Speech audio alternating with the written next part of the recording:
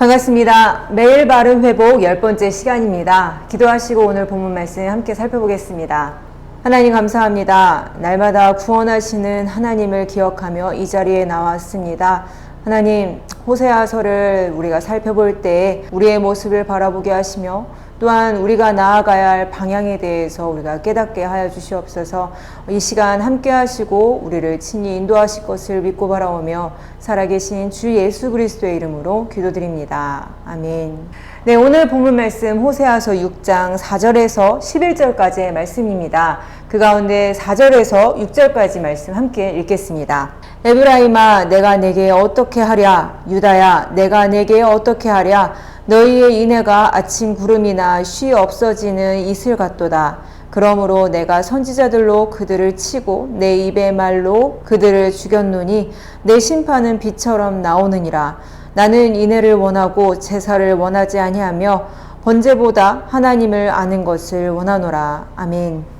자녀나 어떤 교육의 대상자에게 탄로도 보고 혼내보기도 하고 여러 방법으로 해봐도 도저히 효과가 보이지 않을 때, 또 어느 것을 해보아도 들을 것 같지도 않을 때 이 대상자를 붙잡고 놓고 내가 어떻게 하면 좋겠니? 라고 하지 않나요? 오늘 본문에서 하나님께서는 이와 같은 말을 하나님의 백성에게 하고 계십니다. 4절 말씀입니다. 에브라임아, 내가 내게 어떻게 하랴?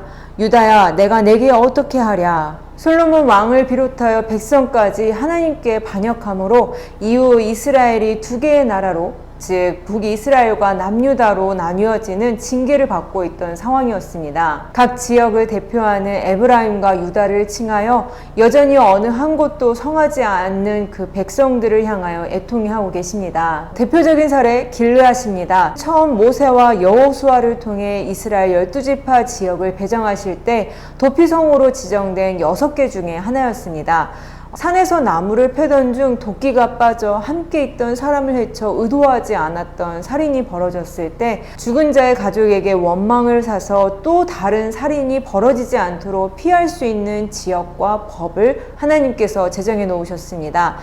이 일을 위하여 하나님께서 구별하신 레위인들에게 이 성을 맡기셨고 생명의 뜻대로 지혜롭게 일을 처리하도록 하셨습니다. 그런데 이를 제정하신 뜻과는 반대로 길르앗은 살인의 장소가 되어버렸습니다. 다른 사람도 아닌 제사장이 이 강도 때와 같이 사람을 기다렸다가 무자비하게 살인을 저지르니 이 길르앗이 피 발자국으로 가득 찼다고 말씀하십니다. 하나님의 말씀을 가장 가깝게 하고 있는 레위인들, 제사장들이 이러한데 다른 백성들은 어떠할까요? 그들에게 지도받고 있는 많은 백성들은 보지 않아도 뻔합니다. 이 한 지역, 이 한 사례만 지적해 보아도 에브라임과 유다, 이렇게 온 백성이 하나님 앞에 최악의 상태임을 안타까워하고 계십니다. 7절 말씀입니다. 그들은 아담처럼 언약을 어기고 거기에서 나를 반역하였느니라. 반역자입니다.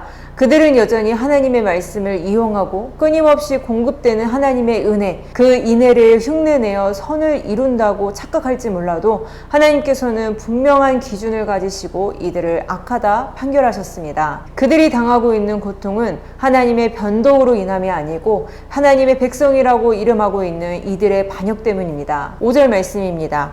그러므로 내가 선지자들로 그들을 치고 내 입의 말로 그들을 죽였노니 내 심판은 비처럼 나오느니라. 아멘. 선지자를 통해 선포되는 하나님의 말씀을 통하여 반역자를 죽게 하는데 이는 빛과 같다고 말씀하십니다. 하나님의 말씀이 선포되는 곳에서 하나님의 뜻, 그 거룩함을 선명하게 보여주어 죄와 연관된 행위, 그리고 그 삶에 대하여 분명하게 구분하시지만 한편으로는 구원의 길을 보이는 희망으로 적용됩니다. 호세아서를 살펴보면 두 가지 양면을 계속해서 보여주십니다. 백성의 패역한 모습을 신랄하게 보여주시지만 그런 우리인데도 하나님께서는 여전히 돌아오라는 분명한 메시지를 보여주시죠. 그러한 증거는 이어서 아무 희망이 없는 우리들에게 다시 한번 하나님께서 바라시는 것이 무엇인지를 말씀해 주셨다는 겁니다. 6절 말씀입니다.